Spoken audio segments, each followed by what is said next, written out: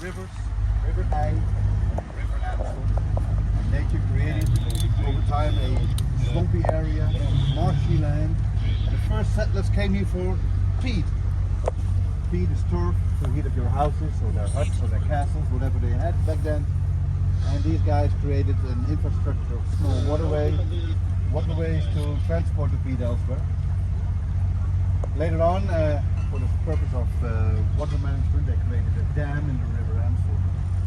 Hence its name, Amsteler Dam, later became Amsterdam. People living at the banks of the river Rotte did the same. And that is the city we now know as Rotterdam.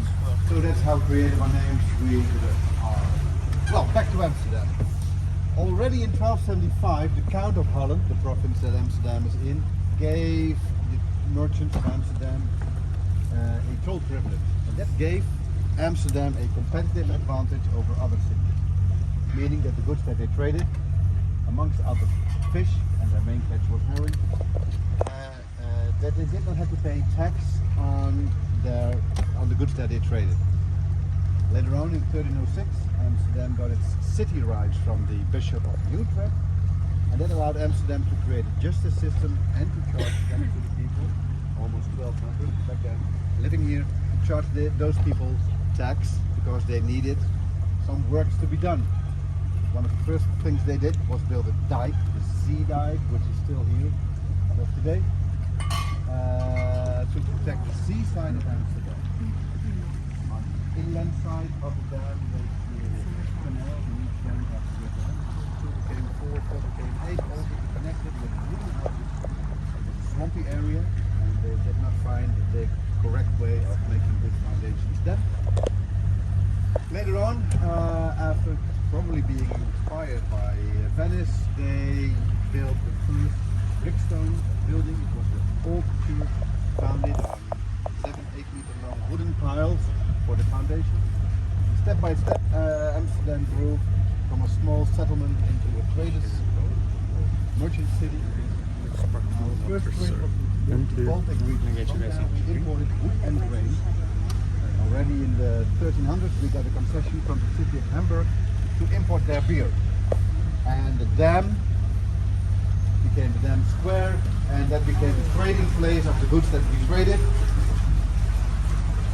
1300s, 1400s, already in the 1400s, the Portuguese opened a trade far, far east. And we imported spices from Portugal.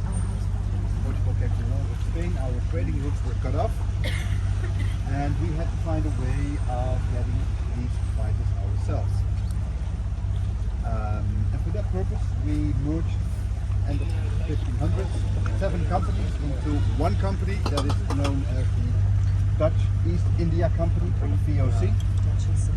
And already in 1602, they issued an initial public offering shares in the company to the public in general to generate the funds to make their expansion plans possible.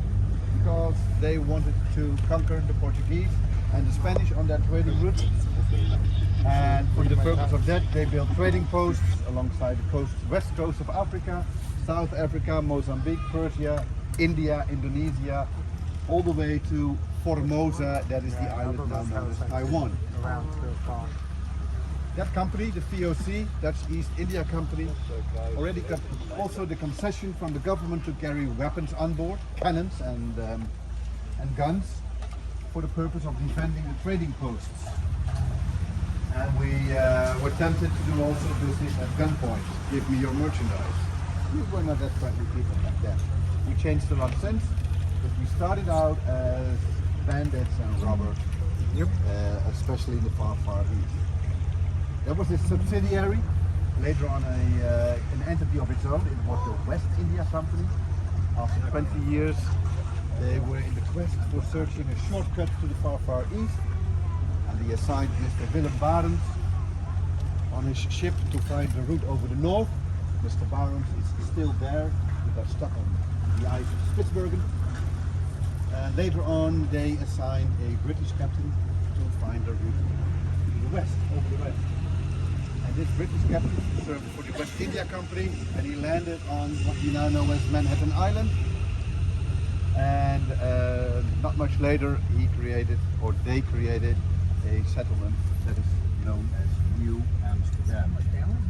The captain was Mr. Hudson, so hence the name Hudson Bay. They're the founders. And he, in fact, did find the route to the far, far east over the west direction. But initially, he got stuck in the Hudson Bay, and that had a landslide at the top of it. So these merchants were successful in what they did. Say they were importing the goods from the Baltic area. That gave Amsterdam its initial wealth. And when they started to steal or to buy the spices from the far, far east, that meant an explosion in the wealth of the city of Amsterdam. 1600s and the 1700s, now known as the golden age of the Republic of the Netherlands, until the 1800s when we became a kingdom. On that later more. So step by step we grew into a dominant nation, trading nation. We had over a period of 150 years, we built a lot of ships. We mastered the knowledge of building fast ships fast by standardizing the way we produce ships. And by every expansion of the city, the shipyards would go move outside, more outside the city. By each expansion.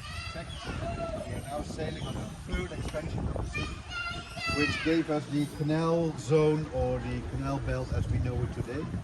The expansion with the Prince's Canal, we're now on, the Gentleman's Canal and the Emperor's Canal. Dit is de Freewilly, Prince's, Leidse. So here we arrive at a point where I'm a little bit in doubt. I want to tell you two stories. So we go from left to right or from left to right to left. Let's start here on the right side of the road. This is our former Palace of Justice, and before that it was an orphan's house. But it was the Palace of Justice, and now almost ready to be opened as a Rosewood Hotel. First 6-star hotel here in Amsterdam. Well, 6 stars you might ask. What's 6-star? The system goes to 5. We do not know.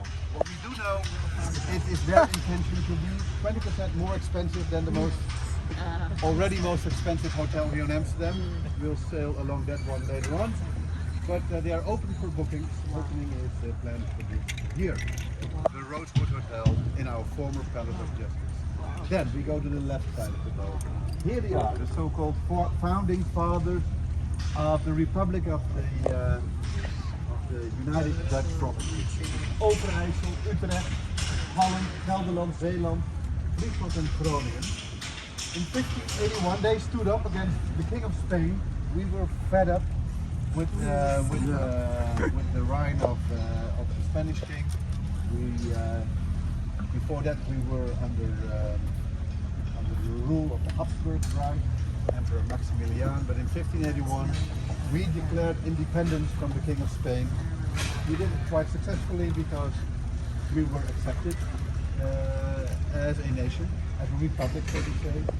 7 provinces, later 4 more provinces were added to the south. And the 12th province we created ourselves in the 1900s by doing the same old trick that we knew since the 1400s, and that is that we build a dike, we pump away the water, and now we have new land. Well, that is the synopsis, of course. We used to do it with windmills, later on with steam engines, and nowadays we have unconstant electricity pumping away the water. Amsterdam is the level 0. Probably your guys landed on Schiphol Airport, which is ship's hell. It was a inland lake, and we had to pump it dry. We used for that the first 3 steam engines imported from England, disassembled on transport, assembled here, and in 36 months they pumped dry the Haarlemmer Lake, which is 4.5 meters below sea level. So that is how the Dutch mastered the skill of obtaining land, reclaiming land from the sea. So back to the canals, back to the merchants of Amsterdam. Step by step we grew, and here they are, these typical merchant houses with one distinct feature. All these houses have a beam on top. Attached to the beam is a hook. And for the sake of getting the goods to the top floors, you would throw around a rope around the hook, and then you easily can hoist up the goods to the top floors.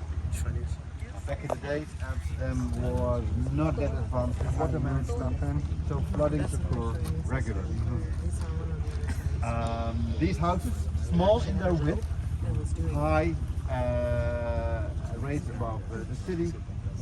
Small in their width because back in the days taxes were based on the width of your house. Later on, Napoleon introduced the window tax as well. So later on we have beautiful examples of people that wanted to show